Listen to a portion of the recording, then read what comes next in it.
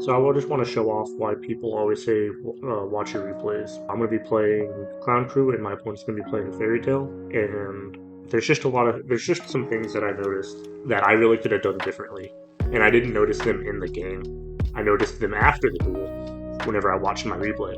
And whenever I watch videos from people who are better than me talking about how to get better at the game, they always say watch your replays. And I've always thought, well, who does that? Like, who legitimately watches back every replay?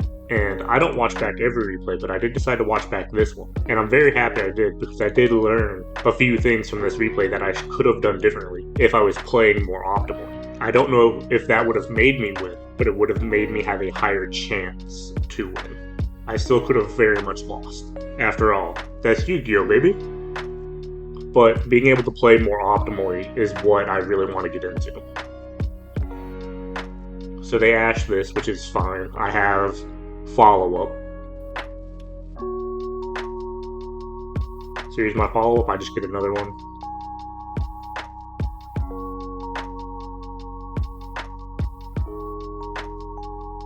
I booked the Luna because I don't want the Luna's effect to go off.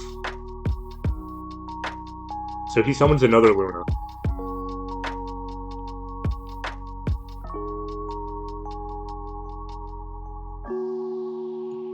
This is before the name change, because he can change my monster's names to Fairy Tale Prince.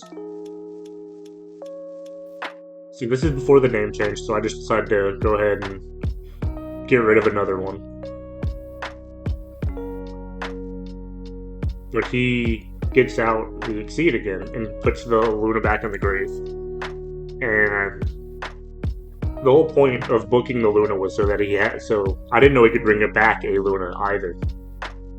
The whole point of booking the Luna was so the effect wouldn't go off to bounce my stuff.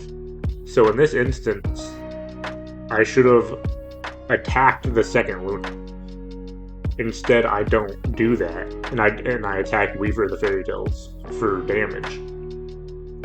So this is like one of the first big mistakes that I've noticed.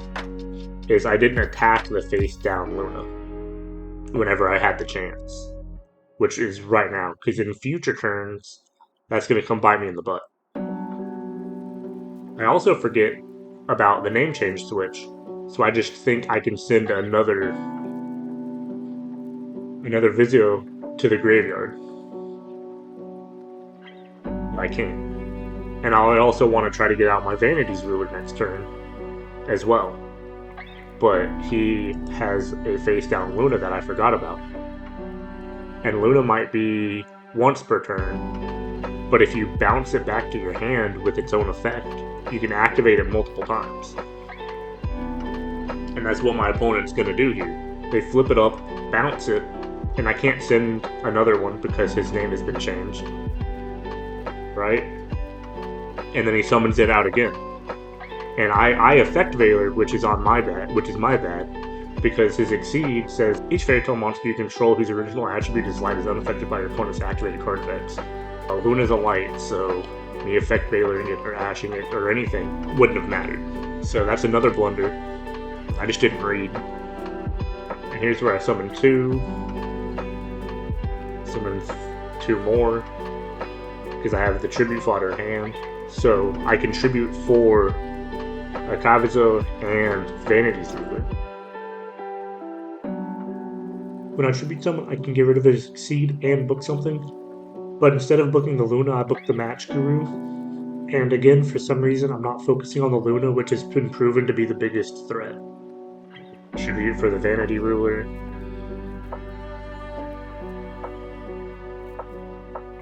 Vanity Ruler gets bounced. I don't have another Vanity Ruler, you only play one.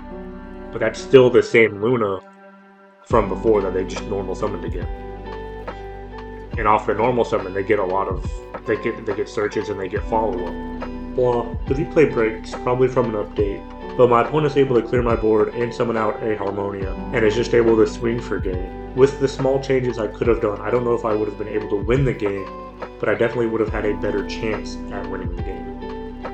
And this is why all the pro players, if you ever look up how to get better at Yu-Gi-Oh, they all say, watch your replays.